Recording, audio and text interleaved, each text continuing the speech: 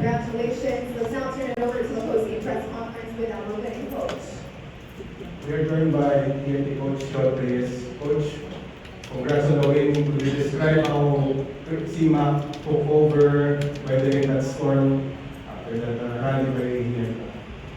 Yeah, I guess we were just really, CMAC got tired of Justin just eating his lunch. So another 50 piece by Justin today, but CMAC was able to stay in step with him, and I think that's basically the key. Our goal really is to keep them up below 100. We had the chance the last game, 98 all at the end of regulation, but we missed that game-winning shot. But like we said, our discussion yesterday, hey, we're down 3-2, but we had game 5 in our hands. We just were not able to make that shot. So we told ourselves not to get discouraged, that if we really focus on playing defense, then we can stop this team. So in our board today, pre-game, we put there 96 minutes. We put the number 96 encircled in a heart. And we said, let's play the best 96 minutes of our lives. And now all we've done is get through the first half. We find a way to get ready for the second half come Wednesday. Grace, congrats on the win. Let's talk about your performance. You started, you got going early, and then you finish it off with some crucial shots down the stretch. Just to come out and be aggressive, take my shots, not shy away from the shots, even though I've been missing a lot. I've been doing this for 12 years, so it's something I know how to do. And I'm just happy, we stuck with it, and we played with you as well, we made good shots. Was there added motivation after Justin scored the 54 last game? Honestly, he do that all the time. It's regular. My motivation and the team motivation, I think, was bigger than the basketball. For me, it's the two kids that lost their life that never get the opportunity to do this. So that was my motivation. But the job's still not finished. Congratulations. You won this game despite missing Calvin and DGR. Kumusta ba sila, and how were you able to weather that their absence? Well, both of them tried today before practice, in shoot-ups and in the warm-ups, but there was still really some pain, and so we decided not to, but we talked about it already yesterday in practice and prepared for it. And shout out to Kelly. Kelly did the job of Brandon. As you all know, we like to put the length on Ron J.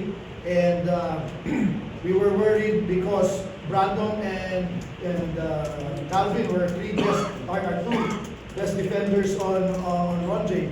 We missed both of them, but Kelly stepped up, and we didn't play him in game 4, but I played him on game 5 because I had a hunch that we're going to need him as we go through the series, because we talked about it all the time from the start that we're here for the long game. We're here for the long game, and now we're in long game territory. So we're just grateful and blessed to have this opportunity to try one more time. Are they going to be available for game 7, or is it a last minute decision? That's going to be a game time decision. Our PTs are working double time on them, but Calvin has a calf strain, so that's very hard. Brandon, I think, has a better chance because it's an inversion ankle sprain, yung palaob na sprain. So, but then the problem is we might have lost Jason again. And buti na lang, 1 game left because we're losing men quicker than I'm losing hair. So that's really a source of point of concern for us. CMAC, good evening. You said in the press conference before that it's going to be a memorable finals between you and Justin. So do we expect more with the championship on the line on Game 7? It's the last game. I feel like both teams are going to leave going on the line. And at this point, our motivation is high, our momentum is good, and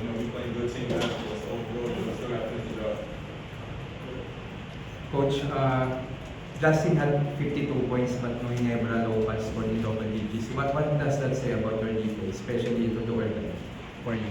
Well, that's really the game plan, to force Justin to work for his points, but to make sure none of the locals get going.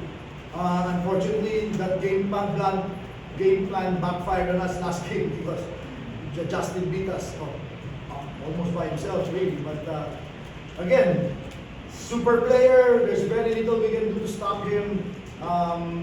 So our best bet really is defending the others. Coach, you've been here before, down 3-2, forcing ang game 7. Kamusta yung comfort level ng team or you about pulling off this comeback again? Yeah, after we lost the overtime game the last time, obviously we were pretty down in the dugout, but I reminded them, we've been here before. We've been here before, we know how to do this, and my only message was to clear their minds, clear their hearts, and just put their best foot forward. And whatever happens, happens. Like I said, we're prepared for 96 minutes. Now there's another 48 to go. Coach, 2 days off. Although I'm sure you'll be working hard in those 2 days, but how you use that with injuries and coach?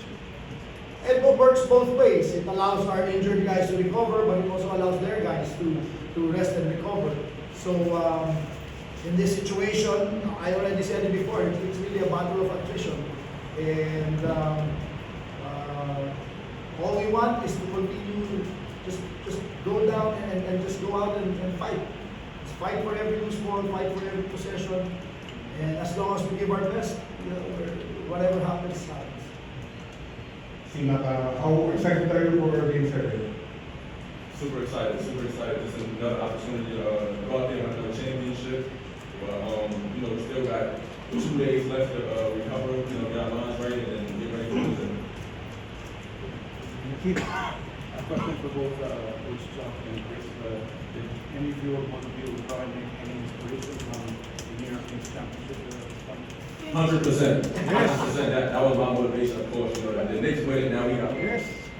I got my Knicks kicks. I Yeah. got my Knicks kicks. Okay, more. Hey, Teddy Bostro and Simak here in Phoenix.